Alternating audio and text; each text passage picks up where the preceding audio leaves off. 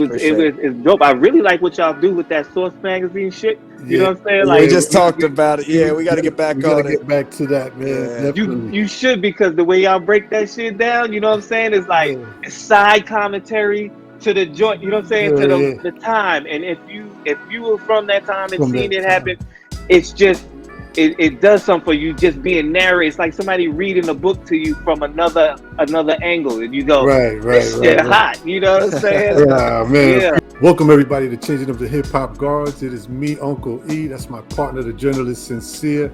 And on this special episode, we are taking a look back at one of the most important publications in hip hop, arguably, the Source magazine. And this time we are looking in November of '92, right?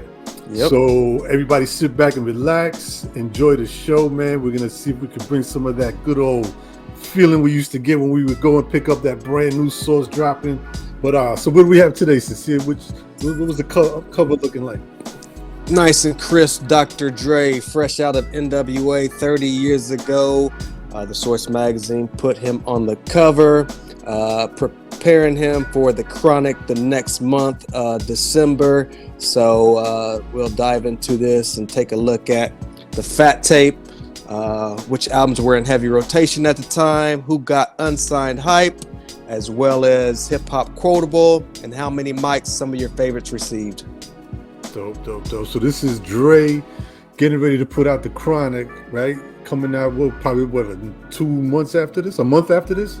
A month right after. Right after December. Yep. Fresh off of NWA, man, causing a lot of commotion going on around that time, man. Yeah, the dope thing is that, we were introduced to Snoop at the time, but we had no idea that Daz and Corrupt and Rage and RBX, Nate Dogg would be in the mix, taking that Chronic album to the next level. Right. All right, so let's take a dive in, man, and see what we have. Let's check it out. So first up, the Source System, Best Buys, heavy rotation, Fat Tapes. What are some of the stuff we had on here? Let's see. Let's start off with the Best Buy. I see we got Redman at the top right there with What the Album.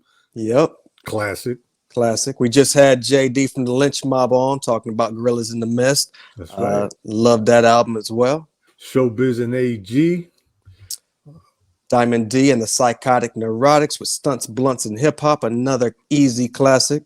I forgot about Mad Cobra. Flex, Time to Have Sex, baby. Yeah, that's right, Mad Cobra. And then on heavy rotation, let's see, what did they pick this time? Too Short. EPMD. Spice One. They got Das Effects on here, Dead Serious. Arrested Development with their debut album. DJ Quick. Common Sense. Can I borrow a dollar? Yeah. That was dope. We just checked out CL Smooth earlier this summer at SOBs as he celebrated the 30th anniversary of Mecca and the Soul Brother. That's right. Quick shout out to DJ Hercules, who's been DJing for him now. What else? They got Chubb Rock and House of Pain. So that was the heavy rotation for November '92.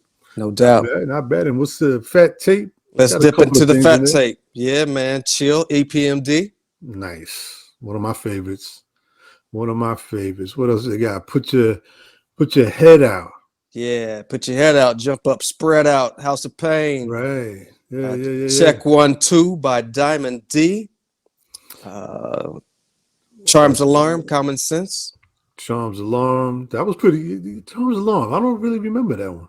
Yeah, Call Me Mr. Hollywood. Ring the alarm. Okay. Damn, man, these things be making you go back. Yes, sir. All Out of My Nutsack by the Lynch Mob. Super Lover by Redman. Ooh, nice. Yeah, man. Straighten It Out remix. Pete Rock and CL Smooth. That's right. You got Flex on there. We just talked about by Mad Cobra. No Love in Oakland by Too Short. Feel the Vibe. BDP. Hot Sex on the Platter, Tribe Called Quest, Early Monday Morning. What you know about Snow? Snow, come on, man. Snow was killing it. Yeah, he was. Killing it. Cats can't front. I mean, listen, they can say we can talk all they want about him and Shan, but they did their thing with that.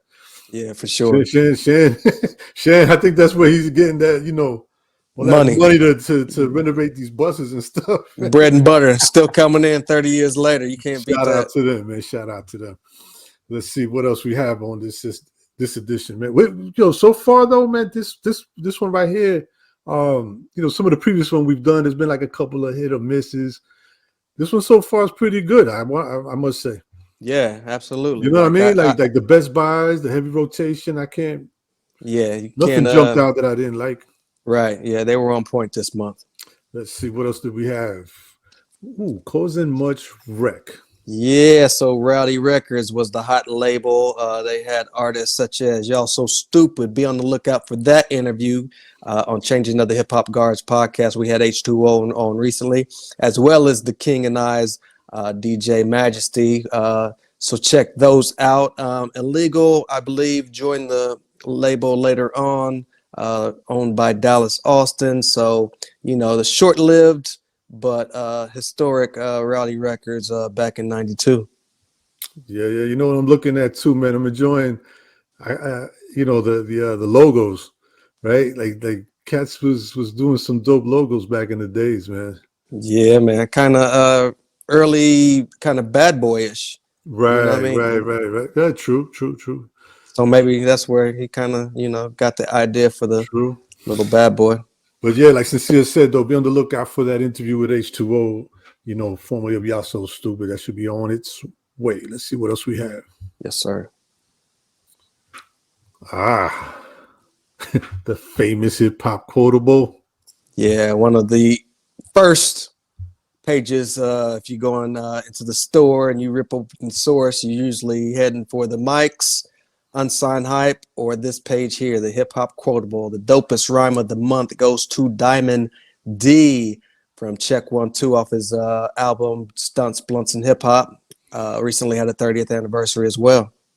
Right. And a new project out. I know he has a new album that's out. Go check everything out by Diamond D. But this was man, can you remember or pick one of your favorite tracks off of this album? Of course, Sally got a one-track mind. Of course, Best Kept Secret. Day in the Life of Three Black Men with Brand Nubians. Yeah, that was tough. Yeah, so I mean, that was tough, man. That was a great album. And the slang from back then, right? I get hyped when I kick the ballistics. Right. I get paid from the use of my linguistics.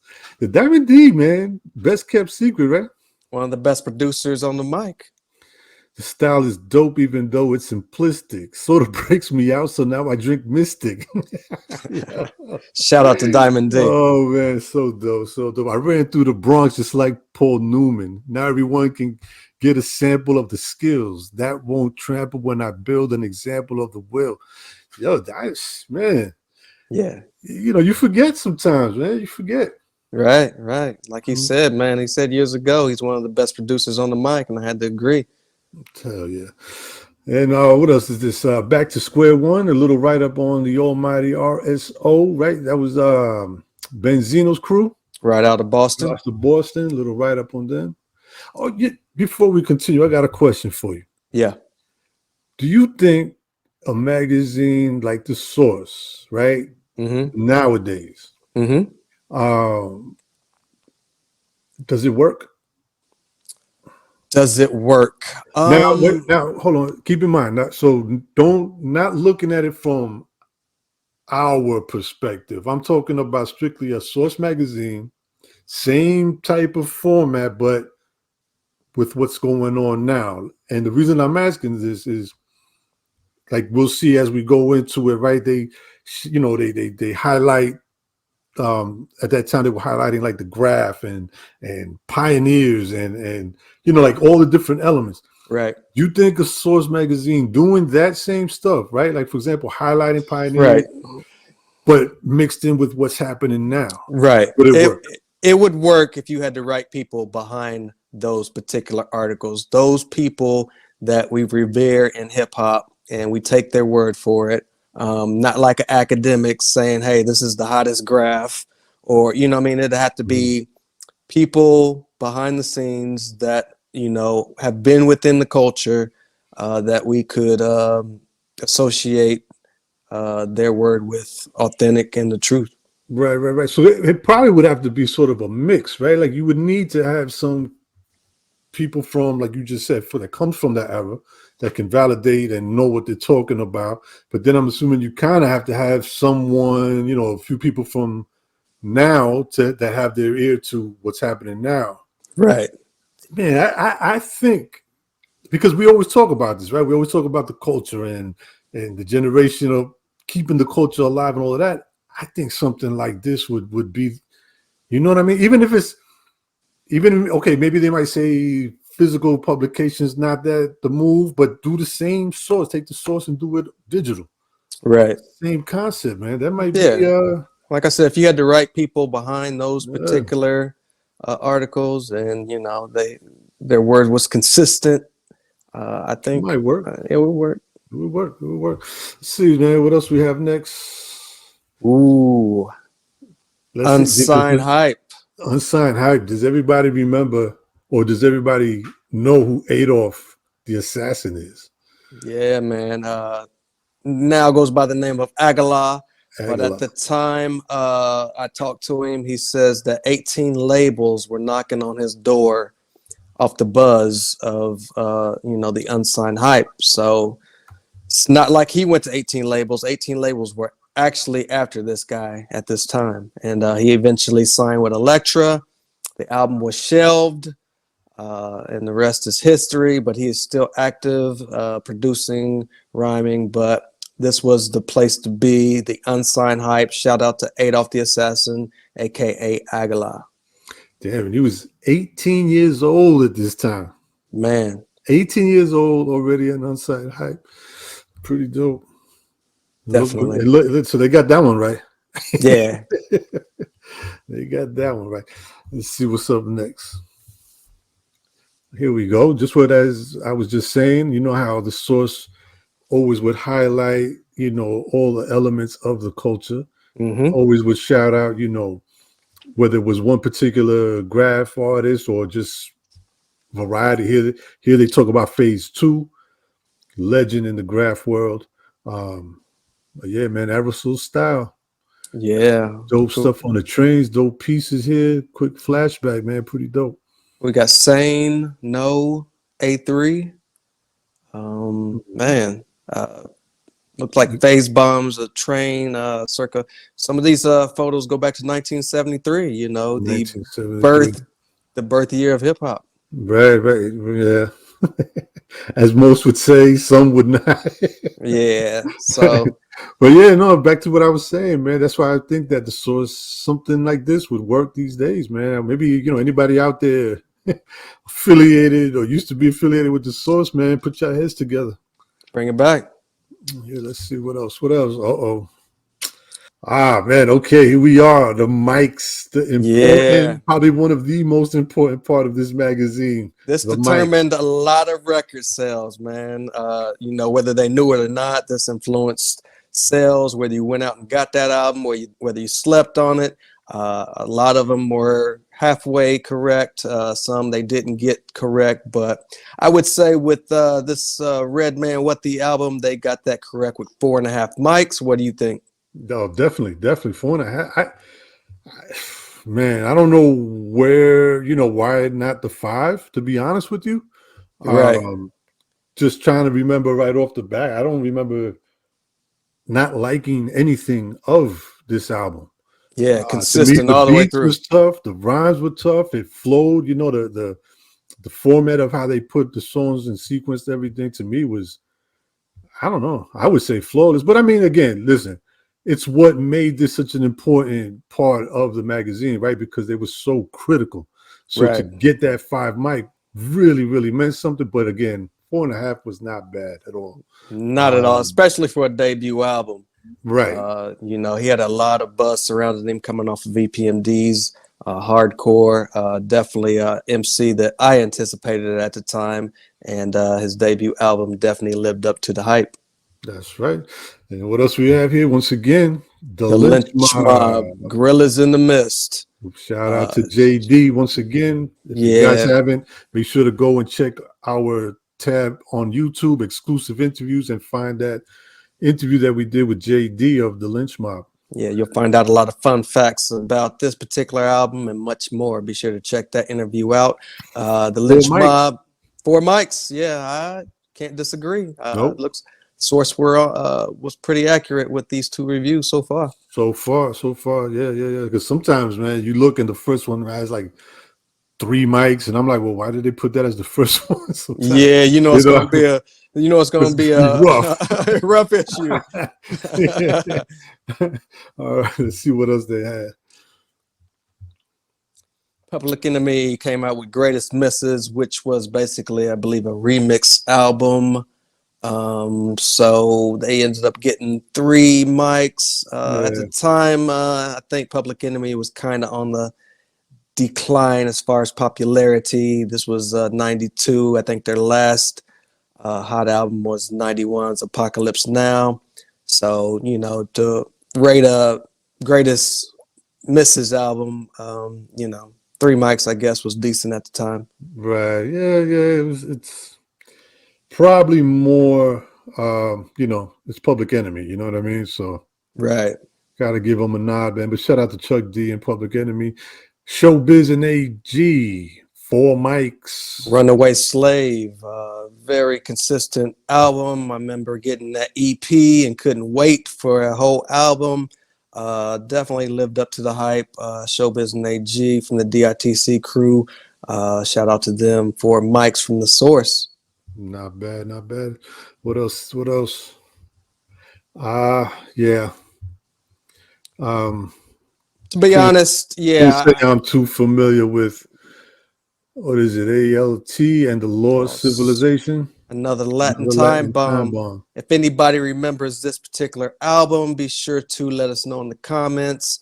Something that maybe me and E need to revisit, or maybe it was the album that everybody overlooked and as it should have been, but not quite sure about this particular project. Yeah. But willing to go back and take a listen if necessary. Definitely. Yeah, please, someone let us know. And maybe even like the artist might have went on to become, sometimes they come out as a different name or something like that, and maybe we know. Right. But yeah, feel free and let us know in the comments. Right. All right, let's see what else we have next. Check it out. Singles. Sure Shot Singles. YZ, Return of the Holy One. Now, he was gone for quite some time, and he reemerged with this as his single.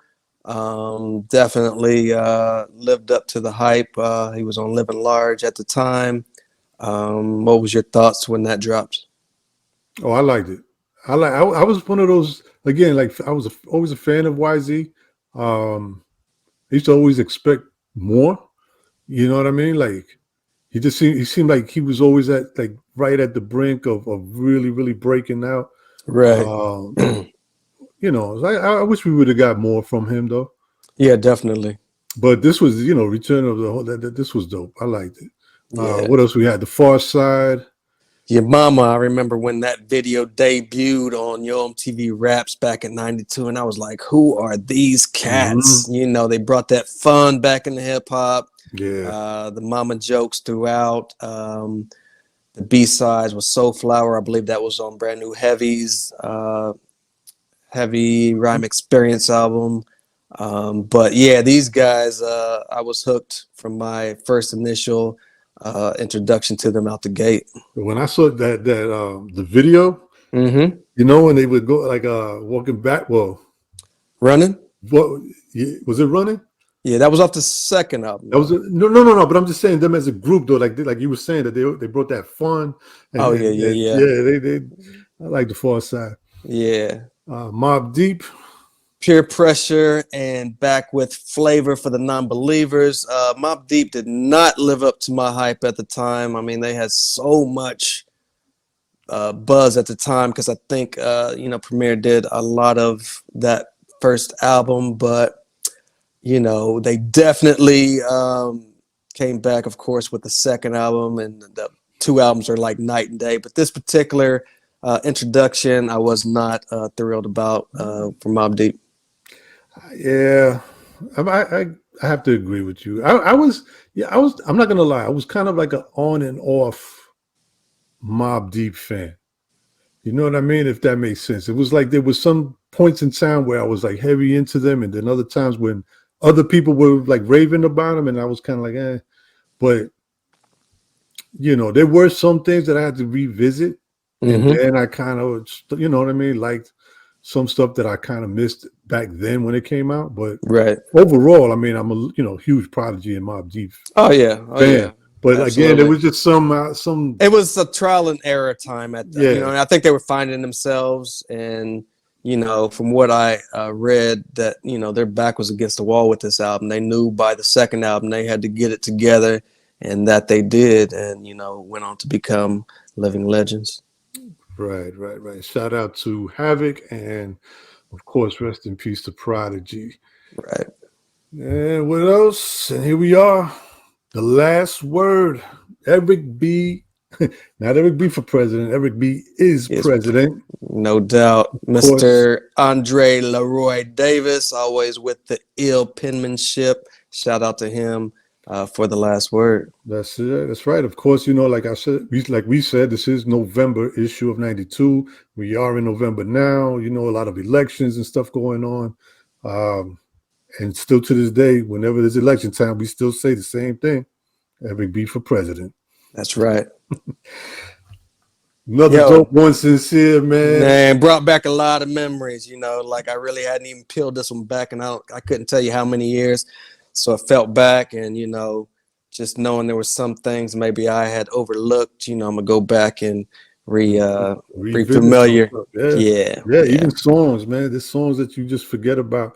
So once again, man, shout out to The Source for being one of hip-hop's most important publications of its time. Right. And everybody tuned in, thank you very much. Make sure to log on and check us out on Changing of the Hip Hop Guards YouTube channel. Don't forget to hit that subscribe button. Follow us on Instagram as well at Changing of the Hip Hop Guards, and be on the lookout for more episodes of us revisiting The Source.